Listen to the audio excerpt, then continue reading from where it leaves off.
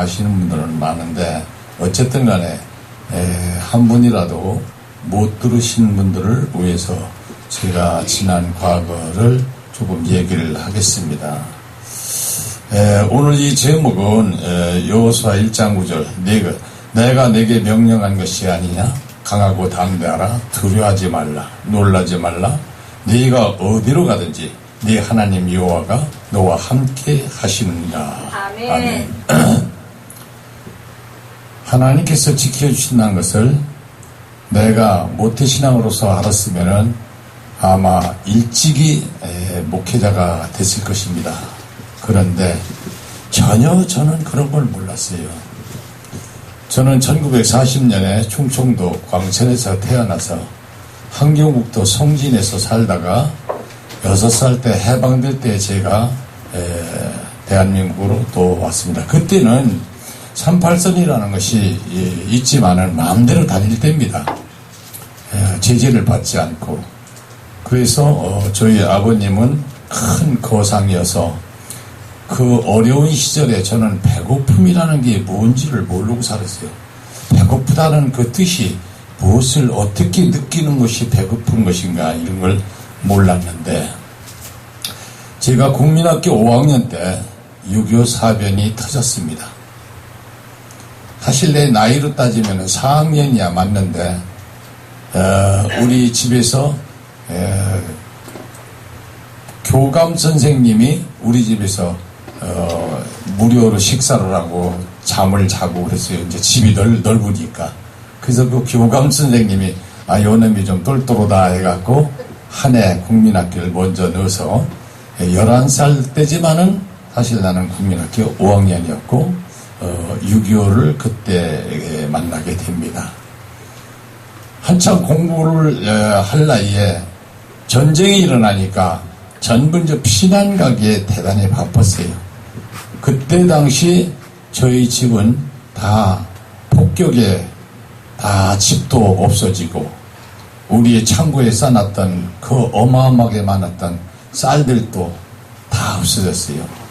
이제 미국 상해를 했는데 그래서 피난길에 오르면서 제 바로 위에 누나가 한 사람이 있었는데 폭격에 놀래서 경기를 잃어가지고 그만 세상을 떠나고 말았습니다. 그래서 피난을 다니면서 도망을 가면은 도망가는 곳에 인민군들이 또 꽉 차 있어요.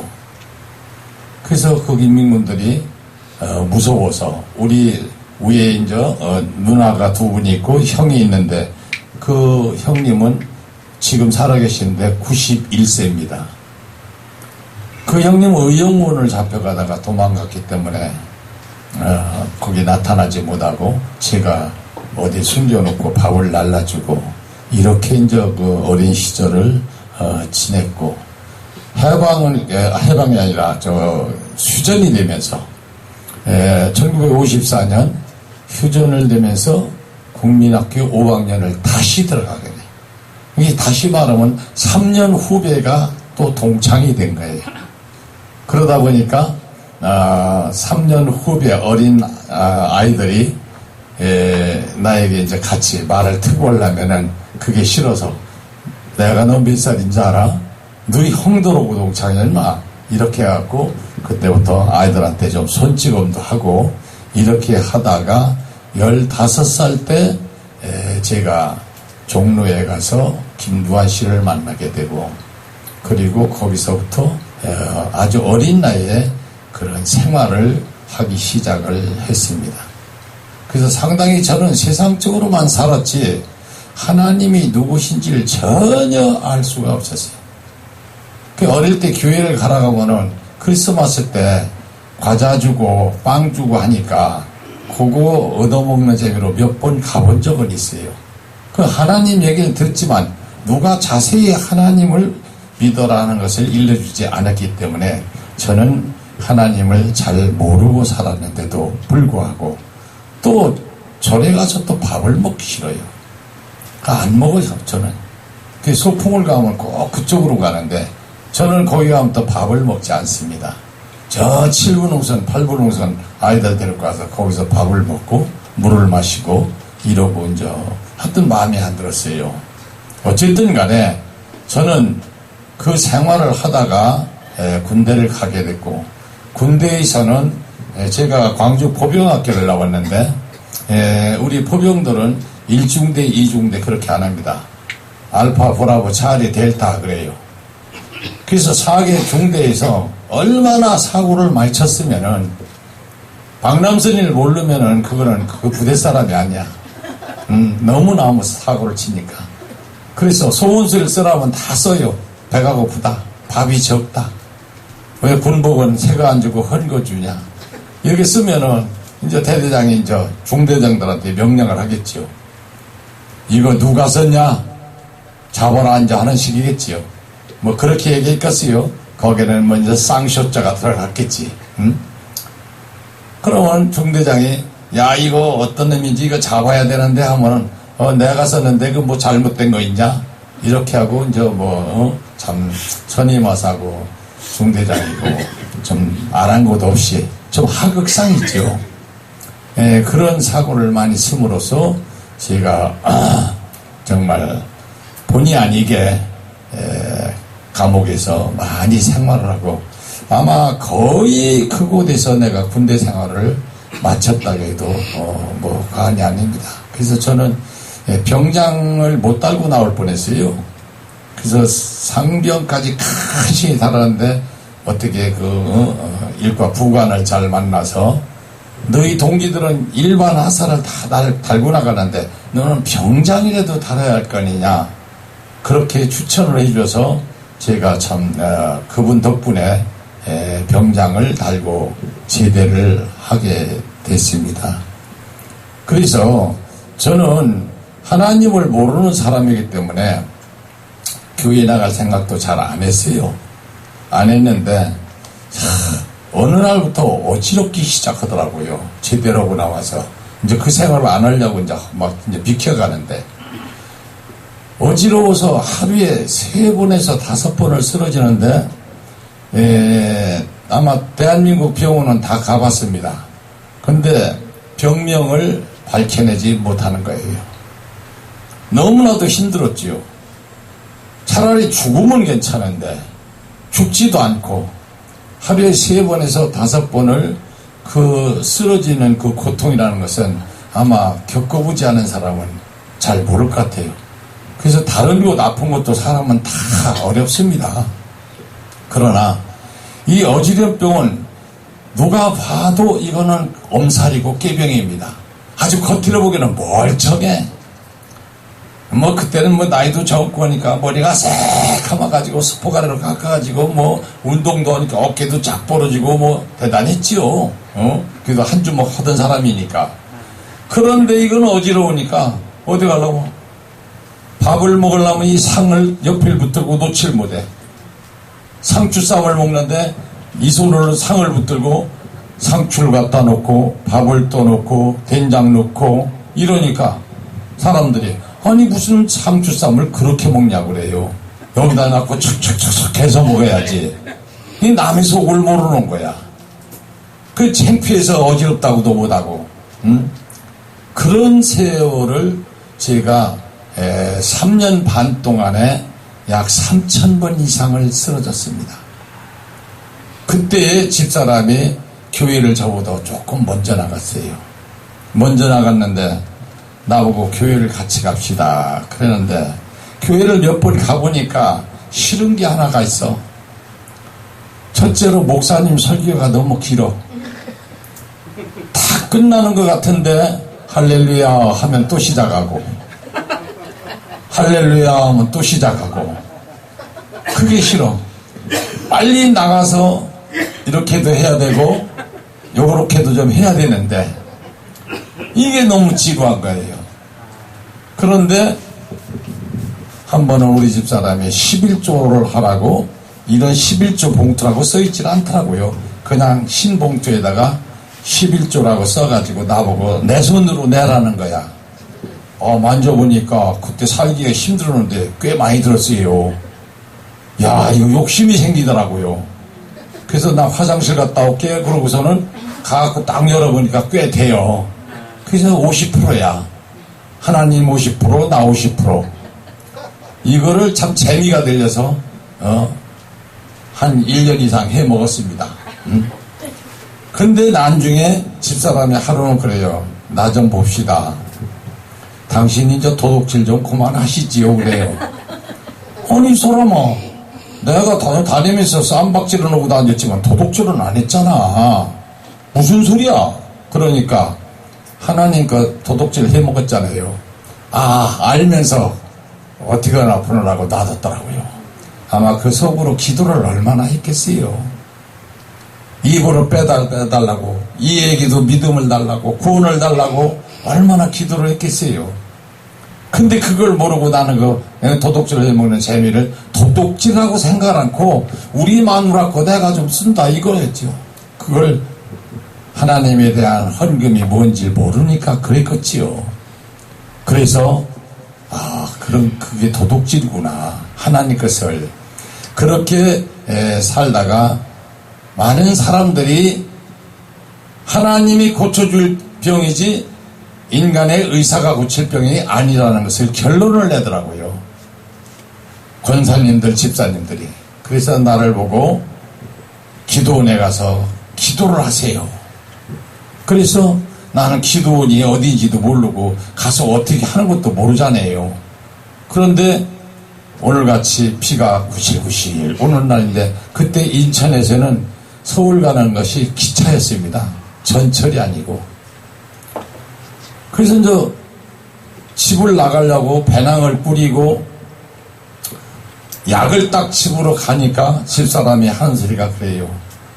기도원 가는 사람이 약은 왜 갖고 가? 이 말에 제가 큰 오해를 했어요.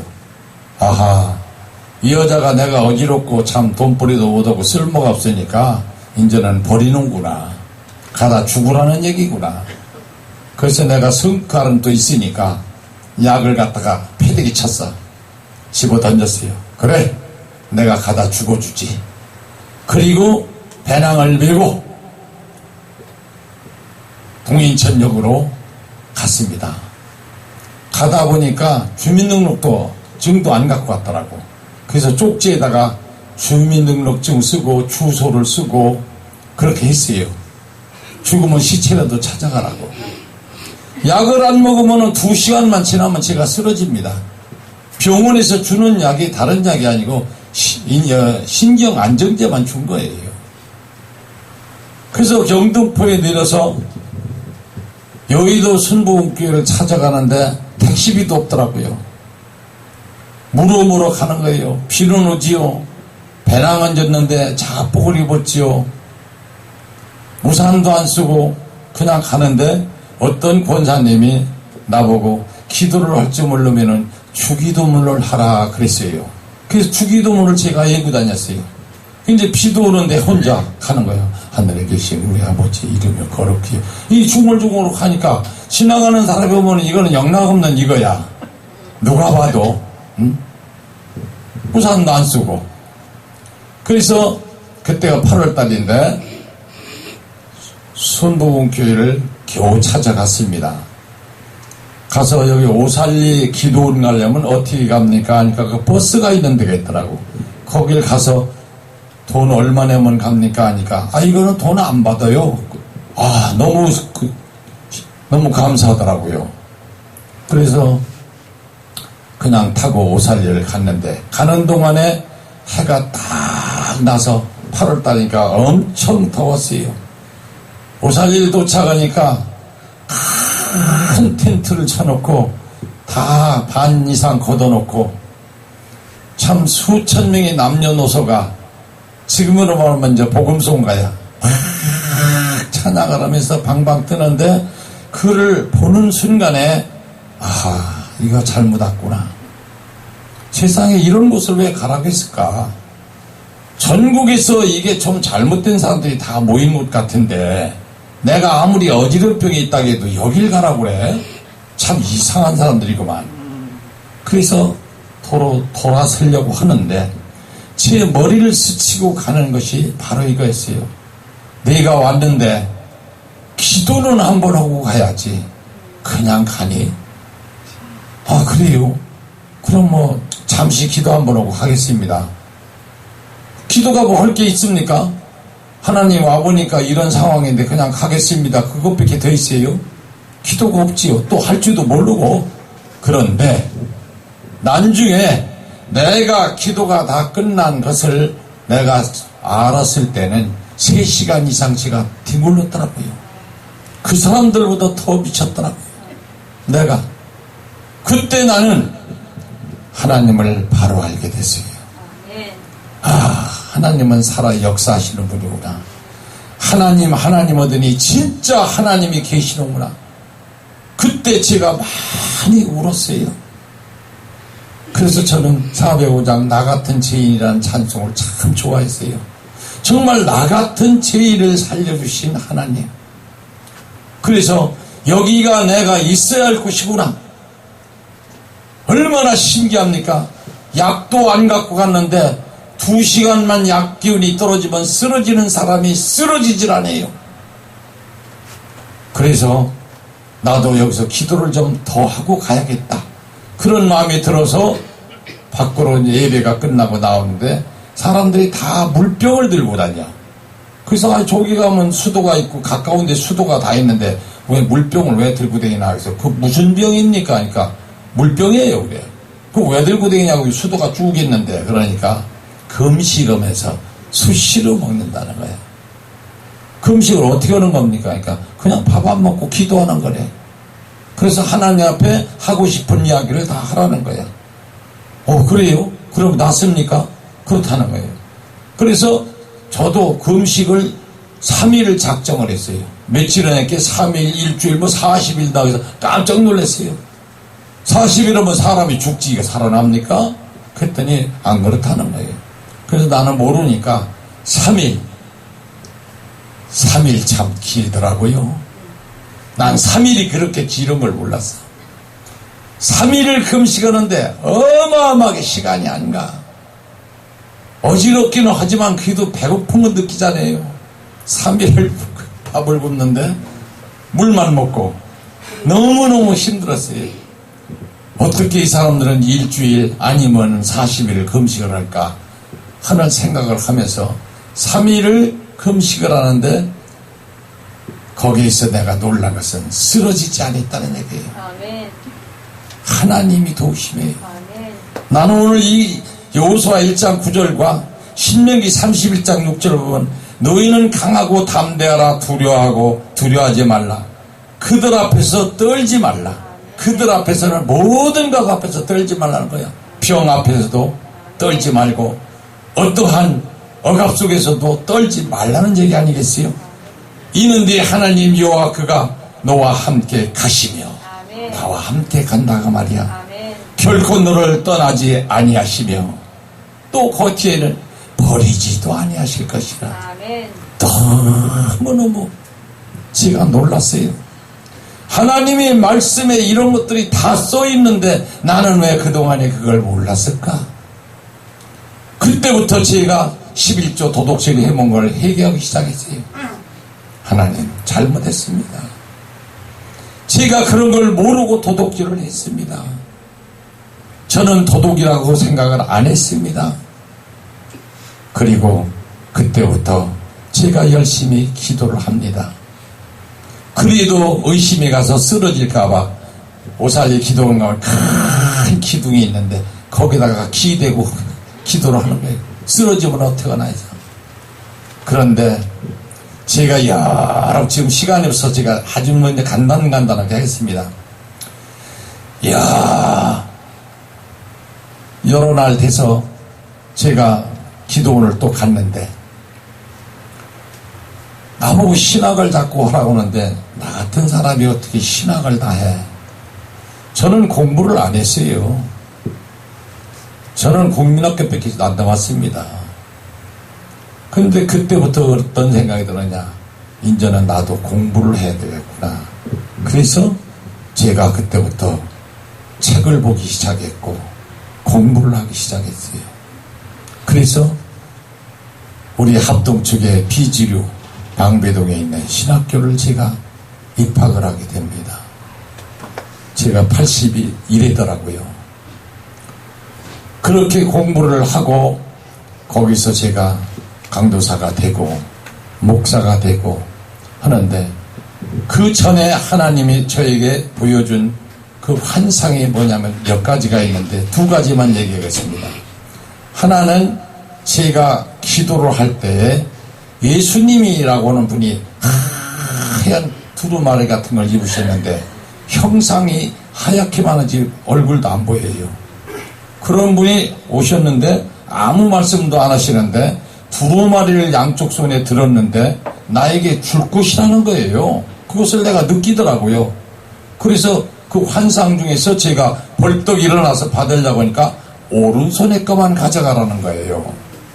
그 오른손에 거를 받아서 그 환상 중에서 우리 방에 가서 쫙 펴보니까 큰 대형 달력이 6권이 펴지더라고요. 그래서 그것을 나는 이해를 못해서 목사님한테 물어봤어요. 그런 게 모른다는 거예요. 전도사님한테 물어보니까 함부로 그거 그렇게 해석하는 거 아니라고 모른다고 그래요. 그래서 아무도 안 일러주면 나 혼자 하나님 앞에 물어봐야 되겠다. 그래갖고 기도를 하면서 맨날 물어봤어요. 달력 6권이 뭔지 저한테 일러주세요. 그게 3개월 만에 저한테 응답이 왔어요. 그 달력 6권이 네 어지럼병이 6년이라는 거예요. 너무나도 답답하더라고요. 하루를 지나기가 너무 힘든데 6년이라는 세월을 그렇게 지내라고 할 때는 참 앞이 캄캄하지요.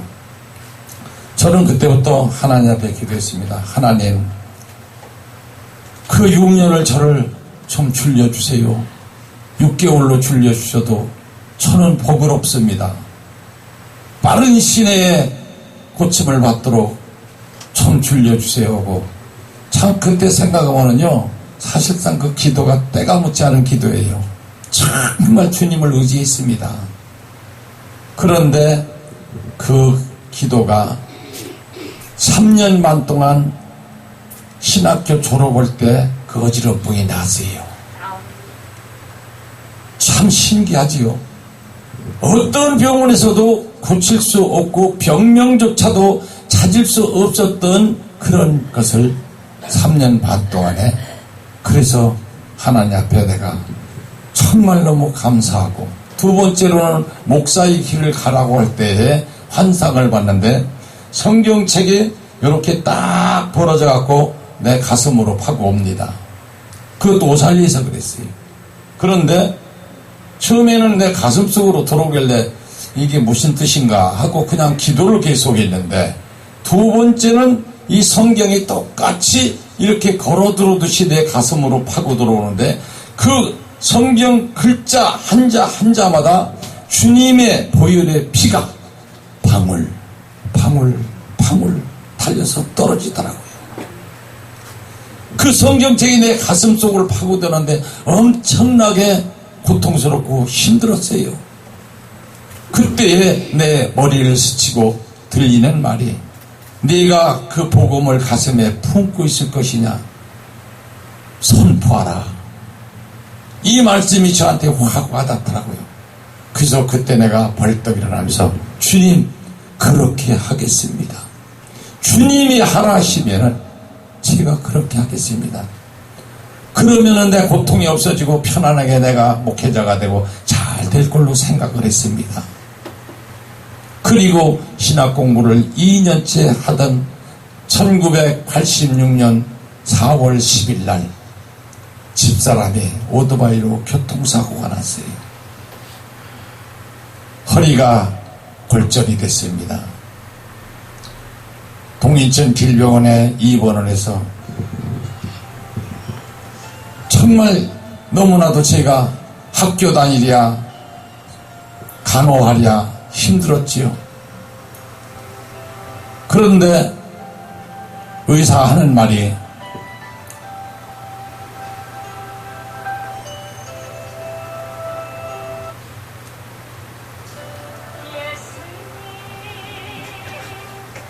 좀 꺼주세요. 의사가 하는 말이 수술을 안 하면은 평생의 사람을 빤뜨덕에 되었다 빤뜨덕에 이렇게 해야 된다는 거예요. 이 말을 듣고 수술 안 할 사람이 어디 있겠습니까? 그래서 수술에 동의를 했어요. 근데 동의할 때 해보신 분도 있을 거예요. 정말 마음이 아픕니다. 그거다 사인하는 거는 의료사고나 죽어도 괜찮다는 거예요. 그 사인을 했습니다. 그리고 4시간 만에 나온다는 사람이 5시간, 6시간, 7시간이 돼도 안 나오는 거야. 그때 저는 밖에서 울면서 기도를 했어요. 하나님 아버지, 왜 이러십니까? 내가 하나님께서 나를 목회자가 되어서 공부를 하라고 해서 목회자가 되려고 공부를 하고 있는데 이제 또 집사람까지 이렇게 쓰러뜨리면 저는 어떡하란 말입니까? 과연 하나님이 계신가요? 원망스럽기도 했어요. 그래서 수술을 했는데 불행하게도 집사람은 의료사고로 2다리를 쓰지 못하게 되었습니다. 많은 사람들이 너희 아내를 그렇게 해놨으니까 이 병원을 상대로 고소를 해서 다 보상을 받아야 된다 하는데 그때 제가 그런 생각을 했어요. 안 된다. 이것도 하나님의 뜻이 어디 있을 것이다. 내가 그 돈 받아서 뭐게 목사 되려고 지금 공부를 하고 있는 판에 그런 거를 기하해서 내가 돈을 받는다면 안 된다는 거예요. 그래서 제가 덮었습니다. 그 의사를 만나서 저녁에 인천 경동 마라톤에 가서 저녁밥을 먹고 그때 돈 20만 원을 봉투에다 넣어서 의사생활 잘하십시오. 이 다음에 우리 자식도 의사 되지 말라는 법이 없지 않습니까? 그렇게 하고 줬는데 지금 우리 집사람이 35년이 된 오늘까지 일어나지를 못하고 제가 소대변을 받아내고 제가 1인 10역입니다. 시장 봐야죠. 반찬 만들어야지. 밥 해야지. 청소해야지. 목욕시켜야지. 소대변 다 받아내야지. 일체 일을 지금 다 그렇게 하고 있는데 하나님께서 저희 기도를 들어주신 것이 뭐냐? 우리 자식도 의사 되지 말라는 법이 없다 그랬는데 우리 막내 아들이 공부를 잘해서 지금 의사가 됐어요. 그 제주도에서 병원을 잘하고 있습니다. 이제 원장이 됐죠. 하나님은 우리의 기도를 들으시는 하나님. 내가 진실하게 하나님 앞에 기도하면은 무엇이든지 들어주시는 하나님. 비록 똥오줌을 받아내고는 있지만 저희는 행복합니다. 왜? 하나님이 같이 하시기 때문에. 내가 너와 함께 같이 하겠다. 내가 너를 버리지 않겠다. 세상 끝날까지 내가 너를 도와주리라 하시는 말씀이 지금도 가슴이 절절합니다. 내가 감정할 때마다 눈물을 흘리는 것은 2가지입니다. 하나는 감사해서 그렇지만 하나는 너무나도 내가 행복한 사람이에요. 나 같은 사람을 하나님이 불러주시고 목자라는 귀한 자리에 저를 세워주시고 하나님의 말씀을 전할 수 있도록 하여 주신 하나님 얼마나 감사합니까?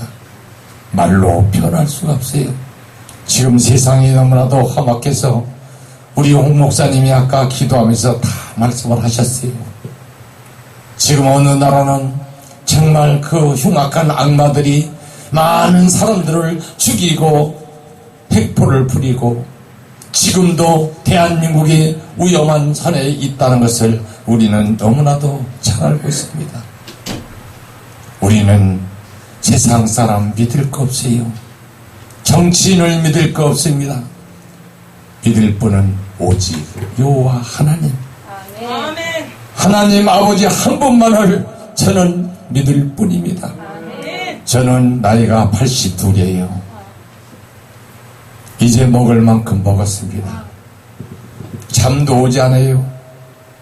그래서 새벽 1시, 2시까지 하나님 앞에 말씀을 보다 기도를 하다 이렇게 하고 새벽에 잠을 드립니다. 오늘 우리는 스바냐 3장 17절에도 뭐라 했습니까? 너희 하나님 여호와가 너희 가운데 계시니 우리 가운데 계시다는 거예요. 그는 구원을 베푸신 전능자이시라.